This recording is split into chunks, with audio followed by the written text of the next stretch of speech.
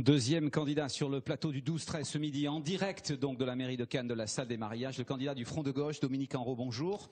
Qu'est-ce que vous répondez à cette dame qui dit finalement je ne vais pas aller voter, elle est à la Boca puis elle ne croit plus aux politiques? Qu'est-ce que vous lui dites? Je lui réponds c'est un petit peu dommage, il ne faut pas laisser les autres faire à sa place et son avis compte autant que n'importe lequel.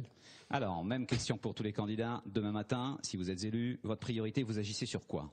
Alors nous, on en a plusieurs. J'en retiendrai une qui est emblématique, c'est celle des transports publics gratuits. La gratuité des transports publics. Aujourd'hui, j'ai entendu que pour lutter contre la pollution, certaines villes avaient décidé aujourd'hui et jusqu'à ce week-end de les faire gratuits. Nous, on les propose gratuits tout le temps. Ça permet de lutter contre l'incivisme dans les bus. Ça multiplie l'usage des transports publics.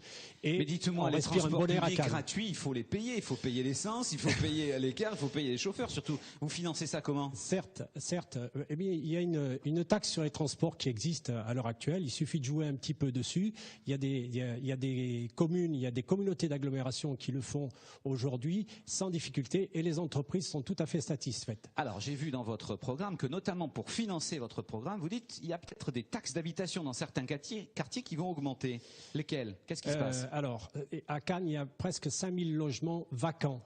Donc, pour lutter contre ces logements vacants, nous, on propose d'augmenter les taxes sur ces logements vacants et sur les 26 000 résidences secondaires qu'il y a à Cannes. Alors là, vous les taxez carrément? On les taxe davantage, progressivement, pour les résidences secondaires. Vous récupérez les euros là-dessus? On double sur les logements vacants et ça nous permettra peut-être dans un avenir proche de réduire les taxes pour les foyers les plus en difficulté. Mais dites-moi, au Front de gauche, est-ce que c'est pas un petit peu utopique? Vous parlez des transports en commun, moi j'ai lu sur votre programme, il y a aussi les premières consommations de gaz, les premières consommations d'électricité. Vous allez tout rendre gratuit. Qui va payer? C'est les autres contribuables? Tout à fait. C'est pas un rêve. Ce sont des choses qui existent dans certaines municipalités qui sont dirigées ou par le Front de gauche ou même des fois par la droite.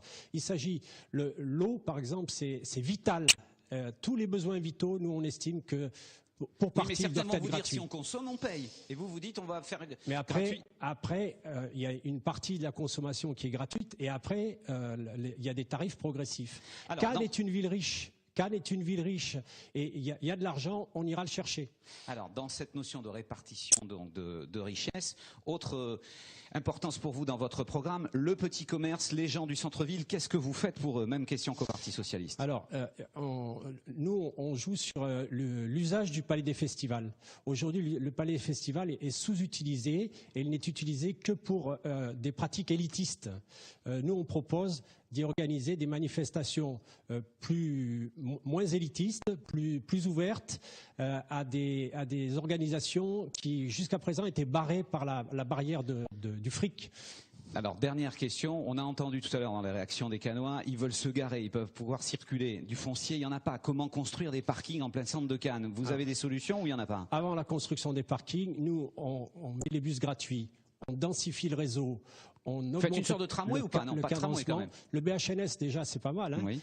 Déjà, c'est pas mal. Mais il faut densifier le réseau et augmenter le cadencement. Faire des parkings de délestage à la périphérie de la ville et notamment aux sorties d'autoroute pour délester et permettre le covoiturage. On nous invite à covoiturer, mais on ne crée pas les conditions pour le faire. Merci Dominique Henrault. C'était donc le candidat du Front de gauche.